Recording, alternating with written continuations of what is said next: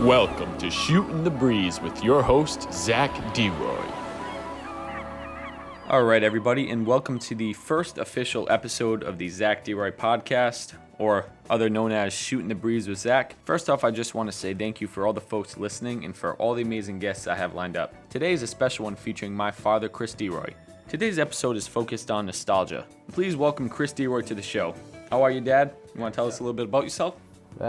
Just sitting here with my son, shooting the breeze, like the show says. So, what do you want to know? All right, so the first thing I'm going to ask you is, how would you describe nostalgia in your own words? Well, it's a very special thing. Nostalgia's thick. You know what I mean? Like, nostalgia to me, you can taste it, you can touch it, you can smell it, you can feel it. If something's nostalgic to you, it could be nostalgic to you for, many different reasons, but I associate it to almost as beautiful as something like time travel, because music to me can really bring you back to a time and age where you were a child or, a young adult, or even 3 weeks ago. Not as nostalgic, but music is a wonderful source and means of nostalgia. But I mean, TV shows and clothes and toys and movies, all that stuff is just dripping in nostalgia. And like I said, nostalgia to me is it's thick, it's edible. You can smell it, eat it, and if it's real nostalgia, and if it's something nostalgic to you, then it's gonna be like you closed your eyes and you were right back in time when you heard that song, or you saw that movie, or you kissed that girl. It's a beautiful thing. It really is. It's something that I hope everybody enjoys as much as I do. I seek it. It's a great feeling. It's definitely something that you look forward to. Like, for me, it's always like something from when I was a kid. So like, if I always used to watch like Disney movies or going to Disney World, like the park. If I hear a certain song, or if I like see a certain scene, like it takes me back, like I can almost picture being there. All right, so you were born in the late 80s, early 90s. Am I right? You're way off. I was born in 1979, late 70s, early 80s. I'm a 70s baby, 6 months into 1979. I don't remember anything about the 70s. I have no 70s nostalgia. I consider myself an 80s child, 90s teenager, 90s young preteen to teenager. That kind of goes into the next question. So like, when you were a kid, what are like some of the vivid things you remember, like 80s or 90s, like on a weekend or when you're out of school? Give us some, like, what was it like? Oh man, it was, looking back in time, it was a beautiful thing, especially seeing now that so much has changed. Like, everything now is digital and everything now is in your hand. And if you want to hear a certain song, like I've really gotten into Post Malone just within the last couple of days, where like I YouTubed like what he was doing before he was famous because of the song Circles. But I'm getting away from the point I'm trying to make here. But things like that weren't around for us. If there was a certain song or music video that you liked when you were a kid, you had to sit in front of your TV for an hour, 2 hours, just for that video to come on. And if you were lucky enough and you had your blank tape in the VCR, you were able to record, play at the same time and tape that video.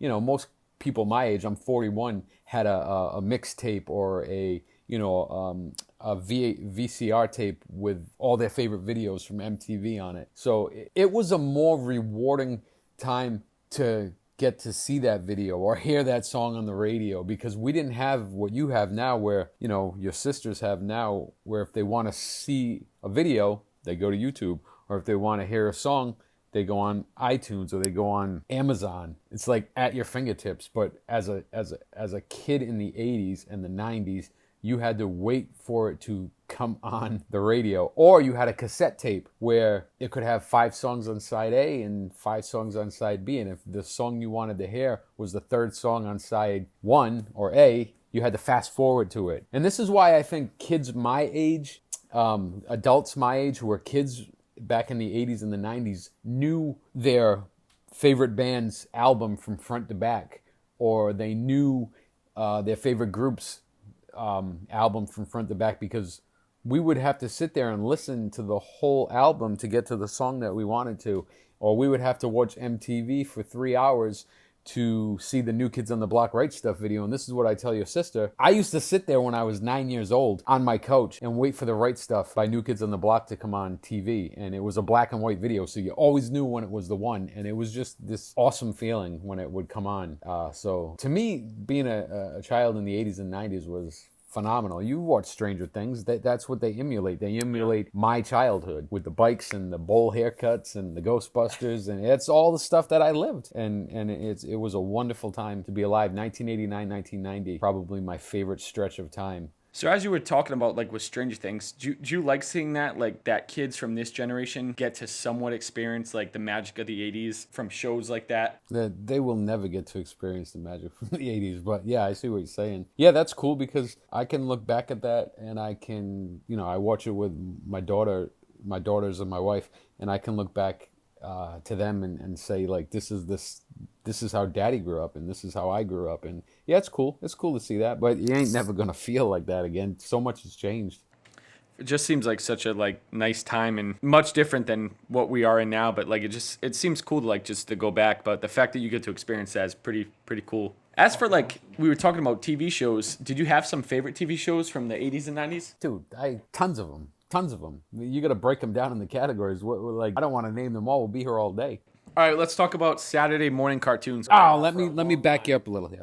If you're going to talk about Saturday morning cartoons, then I'm going to bring you into Friday, okay? Because this was a 1-2 punch. When you were in elementary school, or even junior high school, maybe, but mostly from 7 to 10, I would say, there was something on TV called TGIF. And what that was a block of shows, sitcoms, that would start at 8 o'clock. And the first year that it started, the shows, I believe, were Perfect Strangers, Full House, Family Matters. Family Matters didn't come till after, but it was one of the more popular TGIF shows. So it was Perfect Strangers, Full House, I believe Dinosaurs was in there for a while. Then Step by Step came. But anyways, you would wait all week for Friday night and 8 o'clock to come. You would eat your dinner. You'd eat your dinner with your family. My parents would have on Jeopardy at like 7:30. And I knew, like, as soon as Jeopardy and Wheel of Fortune were through after dinner, it was time for TGIF. And as a kid, on a Friday night with no school the next day, it was just this awesomely exciting feeling like you can stay up late. And once TGIF was over, you knew that you were waking up tomorrow morning, which was Saturday, to watch cartoons. And not only were cartoons on, but WWF had a World Wrestling Federation had a show on Saturday where all your favorite wrestling superstars, competed or had matches or whatever. So Friday, TGIF, Saturday, cartoons with wrestling were, oh man, that just goes back to what I told you about having it. Times are so much different. And it was so exciting to be a kid on a Friday night and with Full House and Family Matters and Perfect Strangers and know you're going to go to bed. And when you wake up, the cartoons are going to be on. Pee-wee's Playhouse was roped in there on Saturday mornings as well. So, I mean, there's a ton of shows. I just named a few. None of them were my favorites. A little later on, I believe in the early 90s, to be exact, Saved by the Bell came in on Saturday mornings. When the cartoons started to fizzle out, they brought in like Saturday sitcoms with Saved by the Bell, and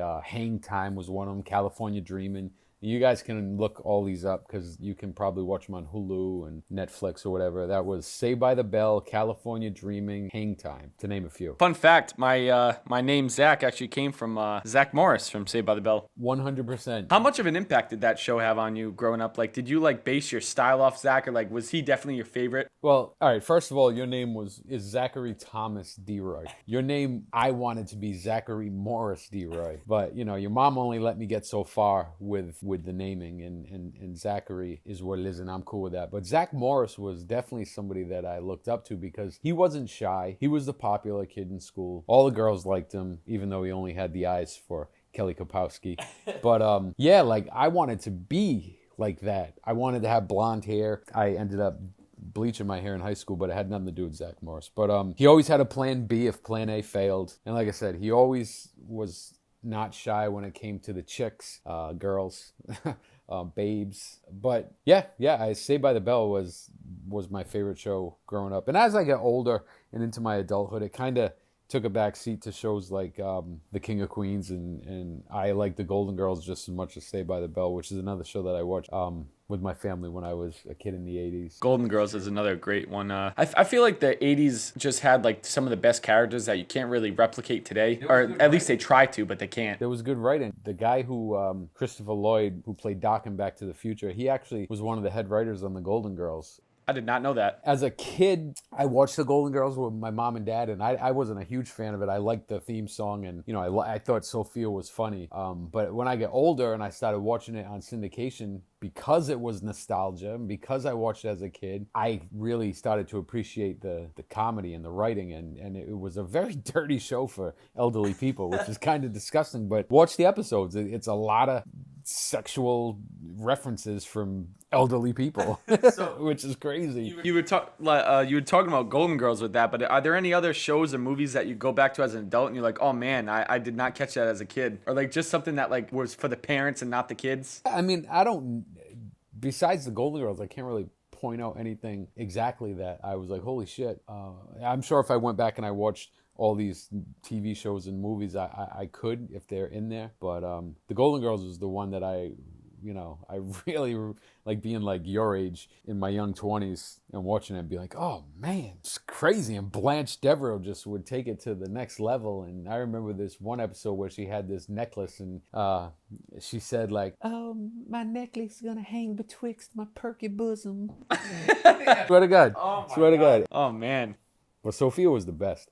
She was the absolute. She made me laugh as a kid. She makes me laugh as an adult. Great character. The youngest Golden Girl too. I'm sure many people my age know that, but people your age do not when they watch it. That she was the youngest of the Golden Girls, and they made her look the oldest. So that's pretty cool.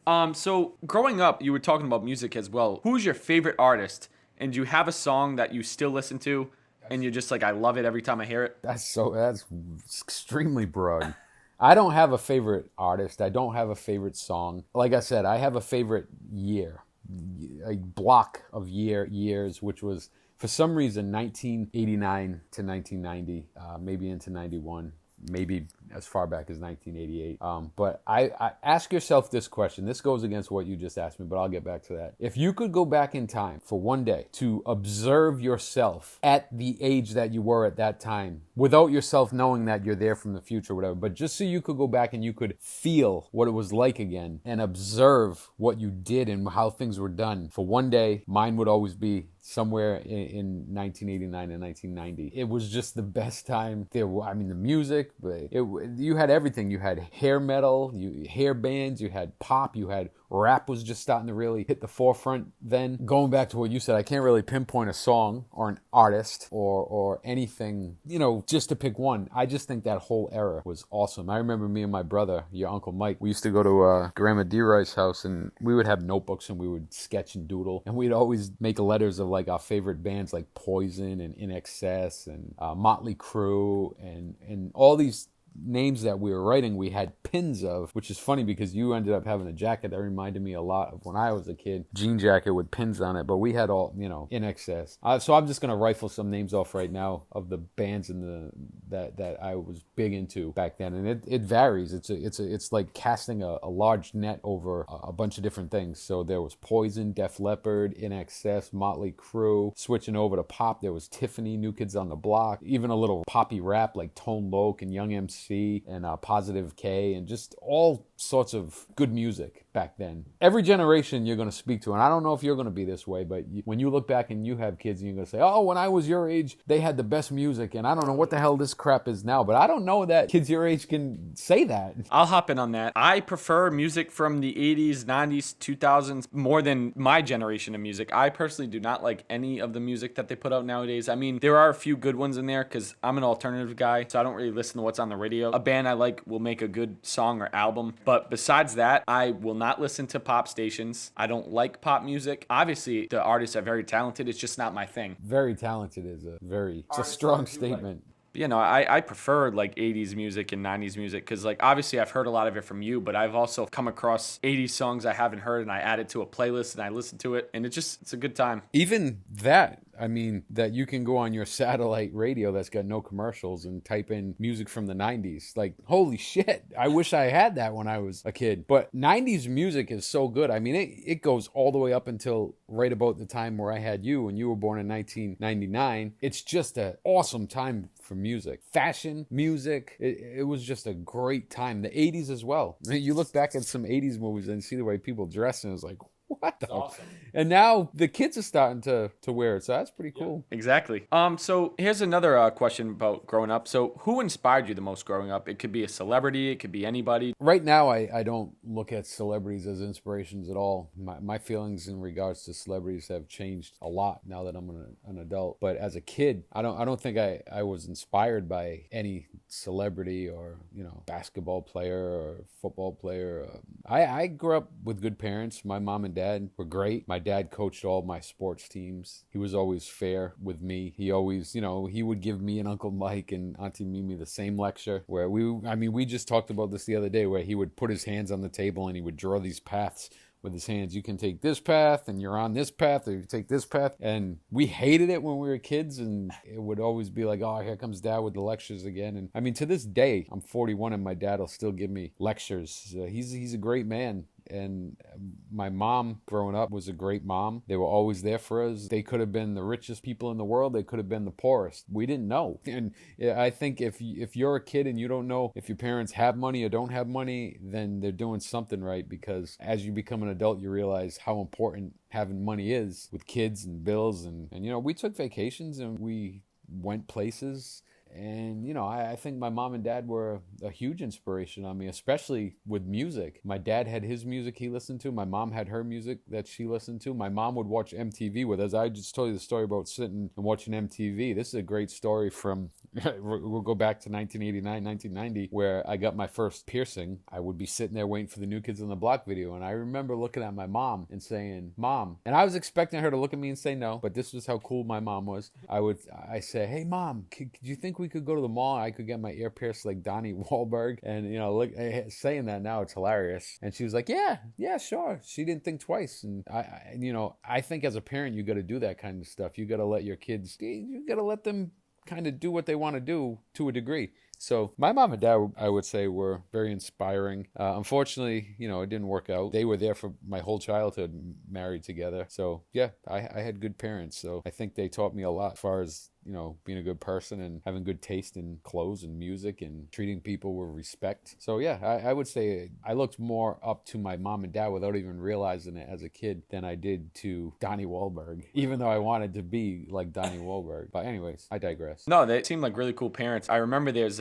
pictures of you and Grandma at a Vanilla Ice concert. 1990. And that might be one of the main reasons why I like that year so much, is because my mom won those tickets and I got that limo ride to the Vanilla Ice show and waited backstage and got to meet him and stuff. And it was a simpler time for me. I'm sure it wasn't for them, but for me it was. And I think when you become an adult, you're going to realize, not you because you already are, but you're going to realize, people are going to realize how important a childhood is. And that's why it scares me when my daughters will sit on the phone for 3 hours when we'd be outside playing baseball for those 3 hours. So that is something that obviously it's a blessing and a curse in today's society. Like, kids can learn a lot from stuff on their phones, but cheating is much easier. Yes. Good God, I remember when I would have tests in high school, and I'm sorry to cut you off, but I got to say this. It's okay. I would write things on my hands that would make me think of the answer. So say it was like a geography test and the answer was like Florida. I would write like FL on my finger and I would know, oh shit, this goes to that question. Then it was Florida, but now all you got to do is flip out the phone. They have privacy settings too, where it's like only you can see the screen or cases, and they make it so easy. But what I was saying was, it's also kind of scary because you'll be going around, you'll see babies with tablets and phones in their hands, that young, they're already holding the phones. And of course, I mean, we had Nintendo and we had Atari.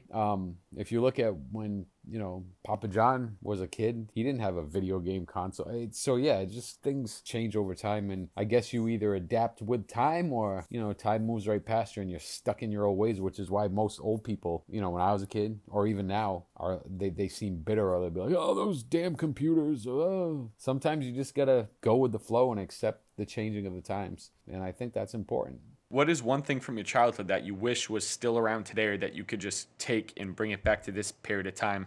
Man, Well, they retro almost everything.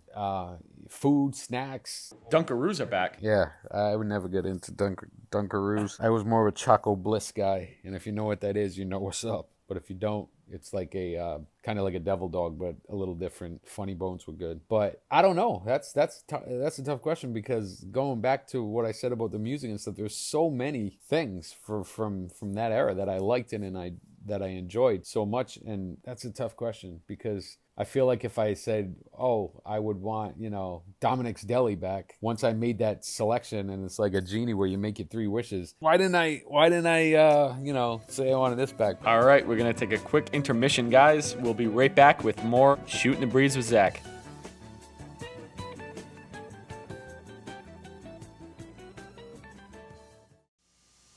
Bayside High? Hey, it's just a typical school. With typical teachers. And very normal students. Yes! We're all really close. Just like your school, huh?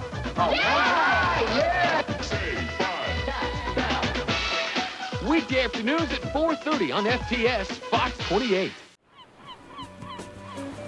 All right, guys, welcome back to Shootin' the Breeze with Zack. We're here with Chris DeRoy, and we're talking about nostalgia, the 80s and 90s. You know it. Love that name, Shootin' the Breeze. He actually gave me the idea for that. What is your opinion on remakes? Does it still capture the magic, or does it just not live up to it? Let's segment this. Remakes as of what? As of TV shows or in movies from your childhood. Okay, so we'll touch Fuller House thing first. So Fuller House was the reason that I signed up for Netflix, okay? Because I loved Full House, and it goes back to TGIF, which is what we discussed earlier. Did I like Fuller House? No. Did I want to see it? Yes. Do I feel like it should have been on for 3 seasons or however long it was? For me, no. For my kids, yes, because they got into it. They watched Full House when I had Full House on DVD. So I like the idea of, a show coming back. In the future. I thought it was really cool. I was all about the idea. Having said that, let's talk about Saved by the Bell. Oh, that looks absolutely garbage. I don't want anything to do with that. I don't even want them to come back. There's certain things that I feel should never be touched. Now, people don't feel this way about Saved by the Bell. Not all people do, but I do. And I think Saved by the Bell was something that when you watched it, it was great. It was one of my favorite shows. And then they had Saved by the Bell, the college years, which even to me was like, but I liked it. Then they had Saved by the Bell, the new class. And this is all still in the 90s, which was new kids, but Screech went back to help Mr. Belding. He was like the vice principal. So even that, to me, as a Saved by the Bell fan, was too much. So now they want to come all these years later and redo Saved by the Bell. I'm not having it. I'm not watching it. So yeah, I have no interest in that. But again, I think continuations of shows could be pretty cool. But just don't touch Saved by the Bell. And in regards to movies, I think you know how I feel about this. I know you'll disagree with me, but sometimes the remakes are actually good because they improve on things that they didn't do well the first time. Or if there's a part 2, it is necessary. You may not think that. Listen, when you had Friday the 13th in the 80s go through the 90s and have 20 parts, you don't need to remake part 2, part 3. Listen, if you want to remake Halloween or Friday the 13th, movies like that, of that ilk, Nightmare on Elm Street, it's such a, it's just I just feel like that it's too much. There's too much to it. If you want to remake the first one, okay. The remake of Halloween was pretty creepy. I didn't mind that. The Rob Zombie one? Yeah, I with the creepy looking kid who looked like Angelina Jolie. Yeah, I didn't mind that.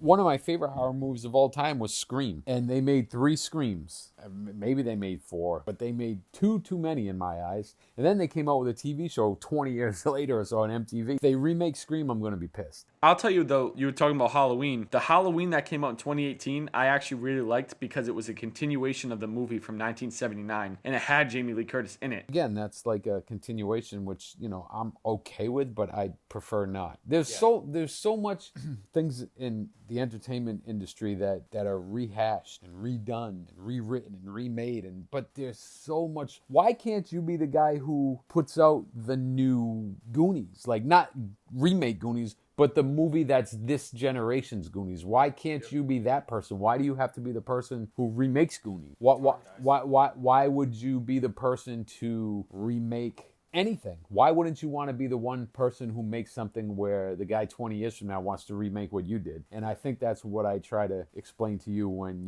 you're just getting your feet on this path at 20 years old, and I'm trying to tell you, do it your way. Do it your way. If you have something in your head that you want to do it your way, and don't make everything like The Walking Dead. I mean, you got me into the Unsolved Mysteries. They remade Unsolved Mysteries. Yep. They took out the best part, which was the narrator. I know Robert Stack's not alive, but hire somebody with a creepy voice to narrate because otherwise I'm watching Dateline. And going back to The Walking Dead, they literally ripped the beginning of The Walking Dead off. It's like watching The Walking Dead Unsolved Mysteries style. So if anybody watches the new Unsolved Mysteries on Netflix who has watched The Walking Dead, and you cannot watch the opening to that and tell me that it didn't rip off The Walking Dead's opening. It's just like, there's no originality at all anymore. And it's sad because I think there can be new, like I said, I said Goonies because it's from my time, but I think there could be a new Forrest Gump movie like that's completely unique and completely timeless. Why not be the person to have that be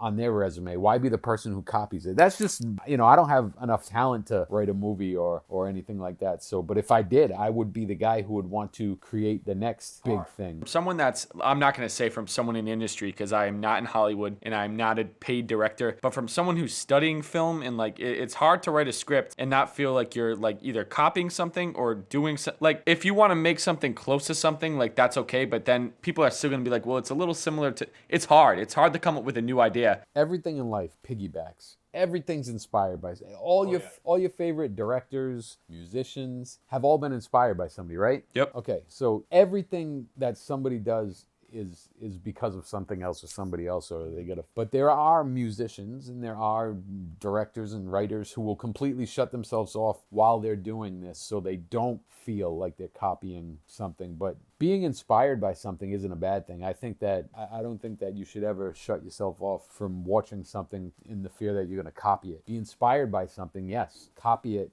It's just, I don't know, like, how many more remakes I mean, you like Spider-Man.